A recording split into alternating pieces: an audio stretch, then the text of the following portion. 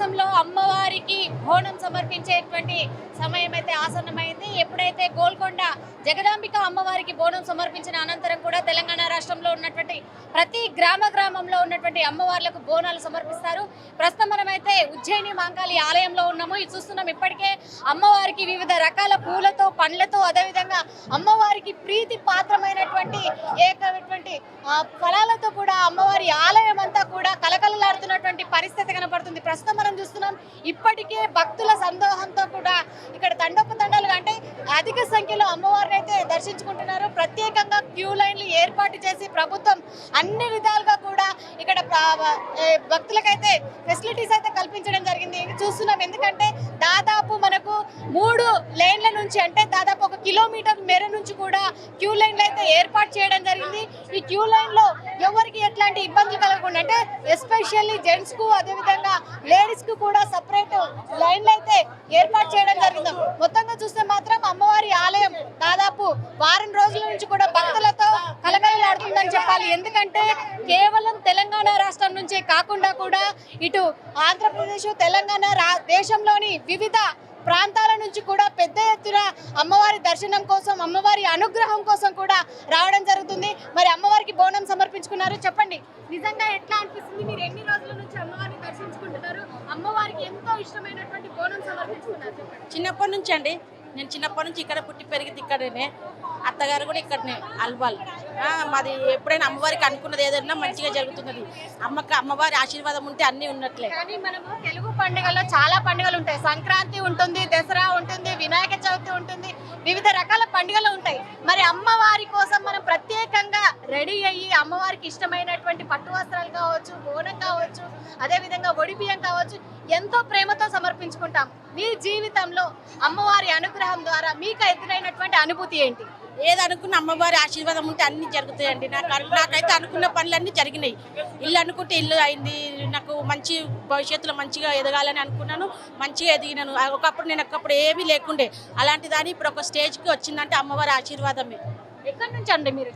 మేము ఇక్కడనే, మాది ఇక్కడనే తార్నాక మెట్టు కూడా మాది ఎదురుగానే షాపు. 70 ఏళ్ళ షాపు, 70 ఇయర్స్ షాపు.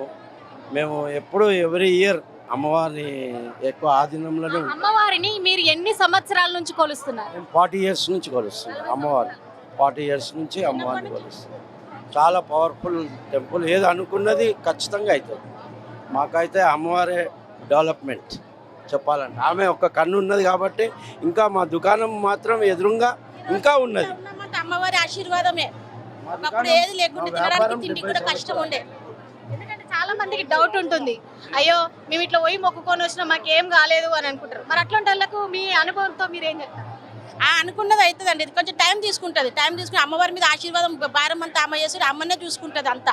1000 కళ్ళు పెట్టి అమ్మవారు ఎక్కడున్నారో నా బిడ్డలని చూస్తుంది అన్నమాట, పరీక్షిస్తుంది.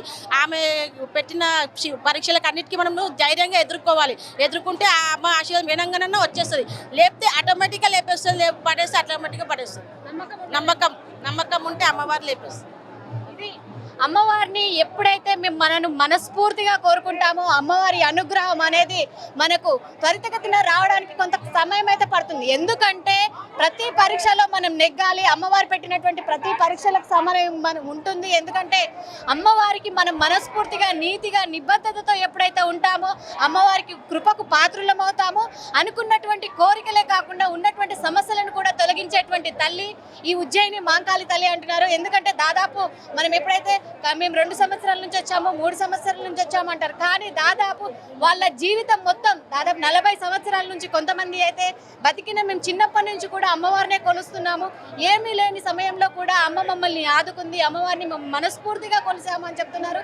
చూస్తున్నాం. ప్రస్తుతం అయితే అమ్మవారి ఆలయం మాత్రం కలకల్లాడుతుంది. మరి రేపు ఉదయం ఎప్పుడైతే 3 గంటల 40 నిమిషాల సమయానికి మాత్రం అమ్మవారికి అటు ప్రభుత్వం నుంచి ప్రత్యేక బంగారు బోనంతో పాటు పట్టు వస్త్రాలు సమర్పించడం, అదేవిధంగా అమ్మవారికి ఒడి బియ్యం సమర్పించడం అనేది ఆనవాయితీగా వస్తుంది.